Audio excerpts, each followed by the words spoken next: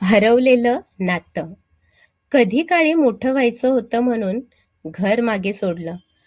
पण जेव्हा परत फिरून पाहतो, तेव्हा जाणवतं घर, नाती सारं काही तसंच आहे. फक्त आपणच बदलतो. त्या दिवशी सकाळी विशालला हॉस्पिटलमधून फोन आला. सर, एका रुग्णाला तातडीने रक्ताची गरज आहे. आपला ग्रुप जुळतो आहे. येऊ शकाल का? तो क्षणभर विचारात पडला. कामावर जायचं होतं, पण कुणाचे तरी प्राण वाचणार असं ऐकल्यावर हो म्हणणं सहजच आलं. तो तातडीने हॉस्पिटलला निघाला. हॉस्पिटलमध्ये सगळं नेहमीसारखं, डॉक्टर, नर्स आणि थोडीशी धावपळ. पण त्या सगळ्यात एक शांतता होती, एक वेगळा ओलावा हवेत मिसळलेला. रुग्णाची प्रकृती थोडी गंभीर आहे, डॉक्टर म्हणाले. पण आपण आलात हे खूप महत्वाचं आहे. तुमचं रक्तगट त्या रुग्णाला जुळत आहे. विशालने मान हलवली आणि पुढे गेला. जेव्हा तो रक्तदान करायला आत गेला, ज्या व्यक्तीला त्याला रक्तदान करायचं होतं, त्या व्यक्तीला पाहून त्याला धक्काच बसला. डोळ्यातले अश्रू थांबत नव्हते. समोर त्याची आई होती जखमी अवस्थेत. त्याला काहीच सुचेनासे झाले. तीच आई जिला त्याने 10 वर्षापूर्वी रागाच्या भरात मागे सोडलं होतं. मला माझं आयुष्य स्वतः घडवायचंय असं म्हणून तो घरातून निघाला होता आणि मागे न पाहता शहरात आला आणि तिथल्या शहरी वातावरणात हरवून गेला. तो मागे वळला. डॉक्टरांकडे पाहून विचारलं, यांचा अपघात कसा झाला?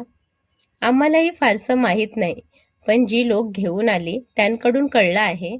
त्या रस्त्याच्या कडेला बसल्या होत्या, कोणाची तरी वाट पाहत. म्हणे रोज तिथे येतात, बसस्थानकाजवळच्या त्या जुन्या झाडाखाली. आज सकाळी अचानक मागून येणाऱ्या गाडीने धडक दिले. चालक थांबला नाही. त्यांच्या ओळखपत्रावरून त्यांचं नाव मिळालं, पण संपर्क क्रमांक नव्हता. क्षणभर सगळं थांबलं. विशालला डॉक्टरांचे शब्द ऐकून लहानपण आठवलं. झाडाखाली बसलेली आई आठवली. रोज शाळेच्या बाहेर असलेल्या झाडाखाली त्याची वाट बघायची. आई, एवढंच त्याच्या ओठांवर आलं आणि डोळे पाणावले. विशालच्या अंगातून रक्त घेतलं जात होतं, पण त्याचं मन मात्र एका वेगळ्याच वेदनेत होतं. प्रत्येक थेंबाबरोबर त्याला त्याच्यासाठी आईने केलेले कष्ट आठवत होते. आईला इतक्या वर्षांनी पाहतोय आणि ती या अवस्थेत. त्याचे हात थरथरत होते. काही तास गेले. डॉक्टर बाहेर आले.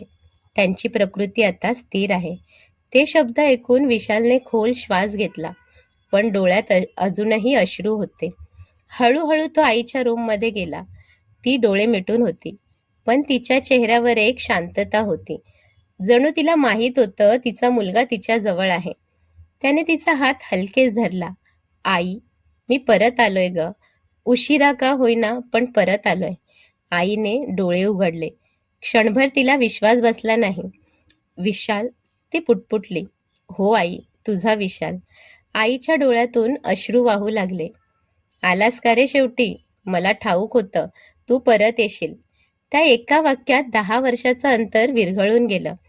तो गुडघ्यावर बसला. माफ कर आई, मला वाटलं मोठं व्हायचं म्हणजे घर सोडायचं. पण आज समजलो, मोठं व्हायचं म्हणजे आईचा हात न सोडणं.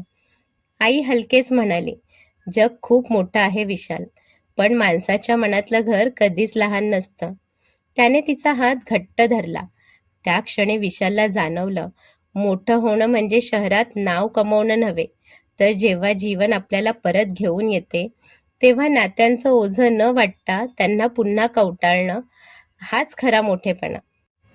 कधी कधी आपण जग जिंकण्यासाठी घर सोडतो, पण आयुष्य दाखवतं, जग खूप मोठं असलं तरी आई एवढं विश्व कुठेच नाही.